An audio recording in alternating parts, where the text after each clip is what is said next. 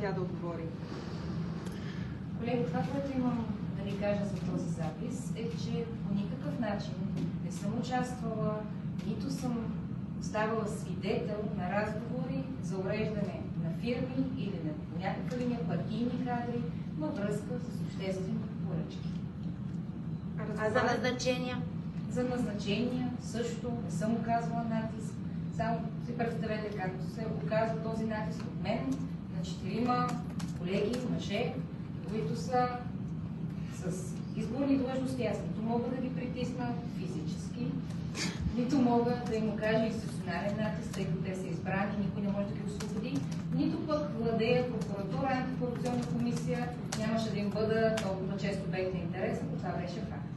Разговаряли ли сте с заместник-кмета Барбутов, както твърди?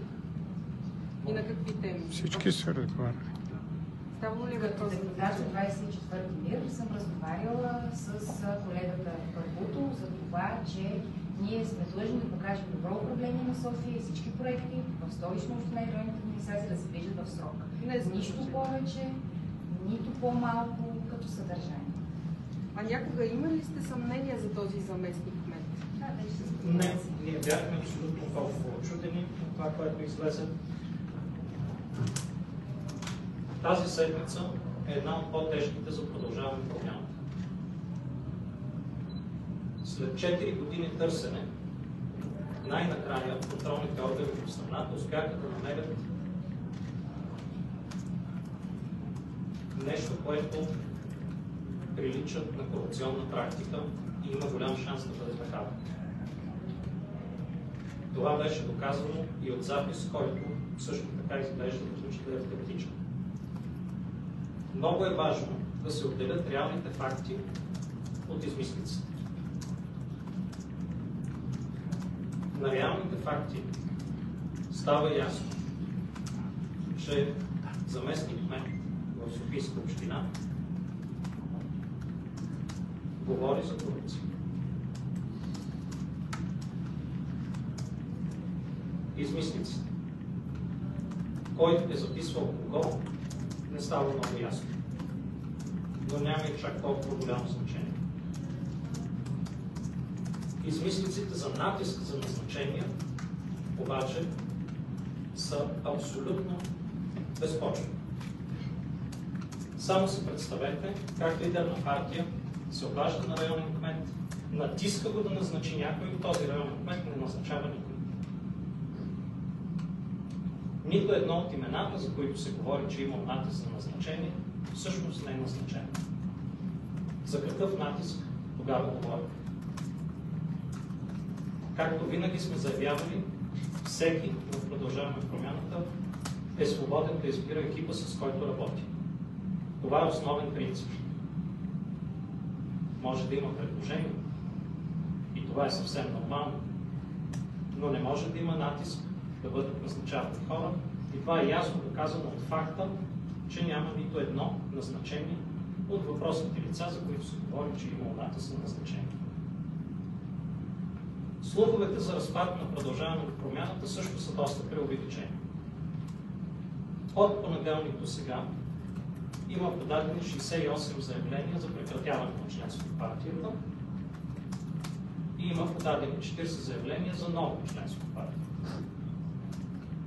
За сравнение, Продължаваме промяната има над 6000 члена, които плащат членски внос всеки месец.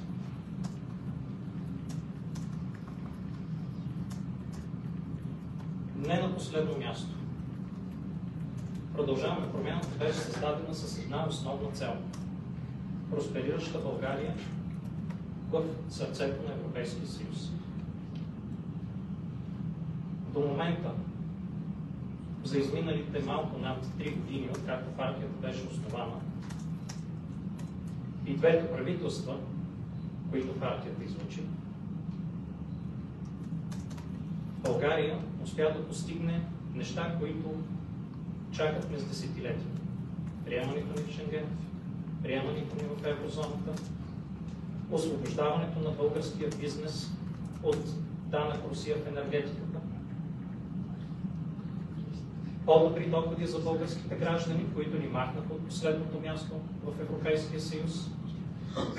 Знаете, че 2023 година станахме предпоследно. Данните за 2024 година ни приближиха още едно място напред. Инвестиции в образование, инвестиции в здравеопазване, инвестиции в млади семейства. Когато България влезе в еврозоната, това ще бъде само средство. За това да можем да имаме истински просперитет. Този просперитет минава през инвестиции в хора, минава през борба с корупцията и минава през отстояване на българския национален интерес във всички форми и във всички форми. Въпроси. Господин Василев, разбираме ли, че оставате едноличен лидер на Продължаваме промяната до провеждането на този форум през... До 27 септември, да. Вие сте едноличен лидер на Продължаваме. Днес в ефира на BTV в предаването 120 минути един от вашите кметове каза, че са му искали 300 000 подкуп. Бихте ли коментирали? Не съм чул за какво става въпрос. Някой е искал от кмет. От кой кмет? Говорим за Росица Пандова, съместник кмет ли е била в това време, доколкото разбираме, и кмета на Люлин, доколкото си спомням, казва, че има предложения от нея. Първо за 30 или 300 хиляди и след това... Той не знае. Този кмет да се уточни версията и да спре да тъпни името на хора от партията. В записите се споменава името и на Лена Бориславова, аз я попитах по-рано. Казахте, не е имало натиск, но имало ли е предложение за назначаване на мъжа и на поста заместник кмет или на пост в столичната община? Продължаваме промяната, има кадри банки, които, разбира се, са и бивши депутати. Всички тези хора бяха представени на абсолютно всички кметове в Софийска община, за да се види дали имат нужда от тяхната експертиза. Натиск е нямало, както казах, и нито един от тях не е бил назначен. Но е имало предложение, така ли да разбираме? Те всичките. За всички е имало предложение към всички. И тук е много добре да ме чуят колегите от другите партии. Знам, че те много искат да ни унищожат, защото им пречим. И това не е от сега. Още от 2022 година казаха, че им пречим, защото не играем по този начин. Ако продължаваме промяната като партия, вярваше, че корупцията е окей. Днес щяхме да завършваме успешен 4-годишен мандат на кабинета Кирил Петков. Знаете много добре защо този кабинет падна. Защото не позволихме корупция, не даже от член на Продължаваме промяната, а въобще корупция в този кабинет. Всички органи, които разследват, получават пълното ни съдействие. И антикорупционната комисия, и прокуратурата. Въпреки, че на всички е ясно, че тези органи са силно пристрастни. Както казах и в началото на тази седмица, ако има нещо вярно във всичко това, със сигурност разследването ще доведе до осъдителни присъди и хората ще си понесат наказания. Това, което виждаме обаче, е една драматична активация с измислени сюжети, много отвъд това, което фактите показват. Тази активация виждаме последните няколко години по най-разнообразни сюжети. И виждаме, че такива опити за очерняне стават чрез изпускане на протоколи в медиите. Кога прокуратурата ще разследва, как протоколите от разпитите са стигнали до медиите, не заради очернянето на хората, а защото тези протоколи реално пречат на следствието. Хора разбират какви са свидетелските показания. И след това ще се каже, няма осъдителни присъди. Кога прокуратурата ще разследва, защо протоколите и как те са изтекли. Виждаме пускане на записи, контролирано, които всички отричат да са направили. Много бихме се радвали прокуратурата по същия начин да разследва всички сигнали, които ние сме подали, които ощетяват българските граждани с милиарди. От сигнала, който Народното събрание подаде към прокуратурата за монтаж,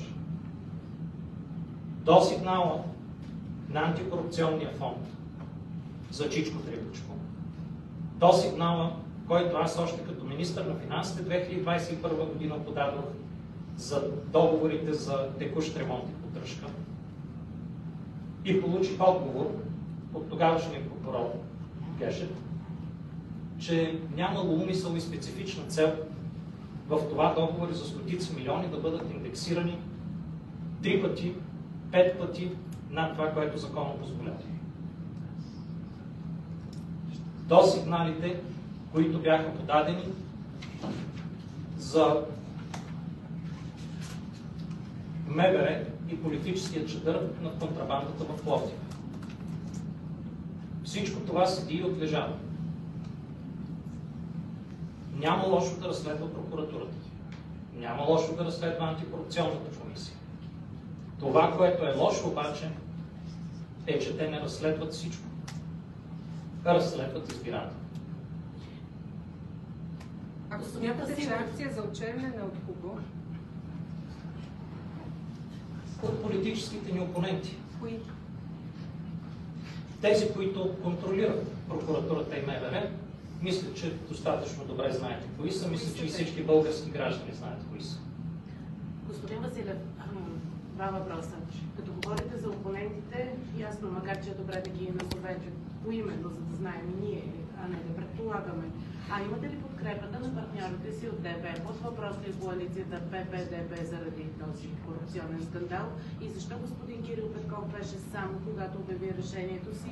Вие имахте ли информация или ви изненада? Аз не мога да говоря от името на Демократична България. Това, което видяхте, те направиха изявление след коалиционен съвет, в което изявление казаха, че коалицията е силна и остава. Независимо колко много им се иска на другите политически сили и там да има разпад. А само Кирил Петков ли отговаряше за назначенията в София и само той ли трябва да поеме отговорност поред Да вас? се И защо гласове беше за сам? необходимост от други оставки, не само една. Това, което ние правим в момента, е промяна на вътрешно-партийните процеси, вътрешно-партийни проверки, промяна в щаба на партията. Всичко това се случва. Но това са лица, които не са политически ангажирани. Тоест да разбираме, че от ръководството само Кирил Петков поема отговорност и никой друг не смята за нужно да поеме такава отговорност. И, както казах, на 27-28 септември ще се проведе конгрес, където ще бъде избрано ново ръководство. Аз все пак да попитам, защо беше сам? Вие знаете ли предварително, че той ще подаде оставка и ще поема отговорност? Защо беше сам? Това беше негов избор.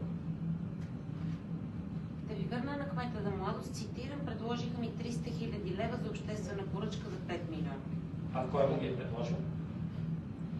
Получил ли ги? Не мога да ви Ето за това говорим за измислици и внушения, колеги. Като са му ги предложили, отива в прокуратурата, казва: Пешо ми предложи толкова пари. Прокуратурата извиква въпросния Пешо и се правят нормални следствени действия. Тези неща не се правят по медиите. Намества имената, както колегата каза, на Росица Пандова и на Ванина Ветина. Не мога да разбера кой през кого е подал, но така или иначе за тази схема става дума. Предполагам, не чувате Русица за Пандова му е Фирмата съобщила. на Ванина Русица. Ветина. Панова изпълнила. Вие разбирате за какво ви питаме. Вие предполагам не чувате за първи път за това. За първи път чувам от вас в момента за това, но това, което искам да ви кажа, е, че за всичко това си има прокуратура. Тази прокуратура, както всички много добре знаем, ние смятаме, че главният прокурор трябва да си отиде. Смятаме, че шефа на антикорупционната комисия трябва да си отиде. Така че със сигурност, ако има каквото и да е там, те ще го разследват, ще го докажат и ще осъдят въпросните хора. А защо трябва да си отидат? Защото тази активност, която виждаме по повод един заместник кмет в Софийска община, който може би в бъдеще време е щял да ощети общината, ние я виждаме по повод схеми, които всеки ден ощетяват България с 1 милион лева на ден. Ако виждахме абсолютно същата активност, нямаше да им искаме оставките на тези хора. Господин Василев, овладяхте ли процеса на оттегляне, на отдръпване на ваши членове и активисти? Мисля, че до тук са 6 бройки, като изключим тези. Такъв процес няма, аз това казах. 68 заявления за напускане сме получили от понеделник до сега и 40 заявления за членство. Тоест, минус 28 нетно. Имаме 6000 члена, които плащат членски внос всеки месец. А след като събрахте Националния съвет, към никой от вас ли не е подаден сигнал от тези кметове за нещата, които се случиха, за нещата, които разказват? Включително днес разказваха и за Пловдив, че пък част от фирмите вече са били взели обществени поръчки, тези, за които говорят в записите. Към никой от нас не са подадени сигнали, а това, което стана ясно за Пловдив, защото районният кмет по Пловдив беше на Националния съвет, е, че тази фирма е получила преди, мисля, че почти година и половина поръчка за 128 000 лева и е отстранена от поръчка за 3 милиона лева. Класирана е на 6-то място от общо 7 кандидати. Така че, ако има каквито и да е съмнения за корупция, мисля, че те са абсолютно безпочвени, но както казах, има проверки, има следствие, нека да проверяваме. Ние нямаме от какво да се страхуваме. Да. Какво каза Кирил Петков по време на изказването си пред Националния съвет? Може да го питате него, но това, което аз искам да кажа, е, когато ви кажат всички са еднакви, когато ви кажат всички са маскари, питайте един единствен въпрос. Коя партия, съпредседателя на партията, си е подал оставката, за да защити нейното антикорупционно верие? В ГЕРБ Борисов пусна Влади Горанов, санкциониран по Магнитски, на първия ред обратно в партията, след като преди това се направи, че не го познава. Ново начало. Партията се води от санкциониран по Магнитски.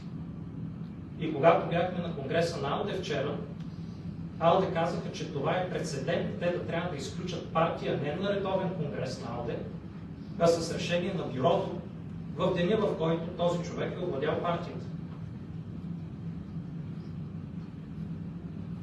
Така че борбата продължава, тя няма да бъде лесна, свикнали сме на компроматните войни, всякъде, където има проблем, съдействаме за това той да бъде разкрит и виновните да бъдат наказани от българското правосъдие. А не ги прикриваме, не се преструваме, че не ги познаваме и не се опитваме да заметем нещата под килим. Възможно ли е преизбиране на Кирил Петков на съпредседателството или председателството? Кирил Петков ясно заяви, че той не иска да бъде преизбиран и че неговата оставка е финална. Знам, че много се притесняват Борисов и Пеевски, кога ще се подаде оставката в парламента, но в понеделник ще. Благодаря ви, колеги.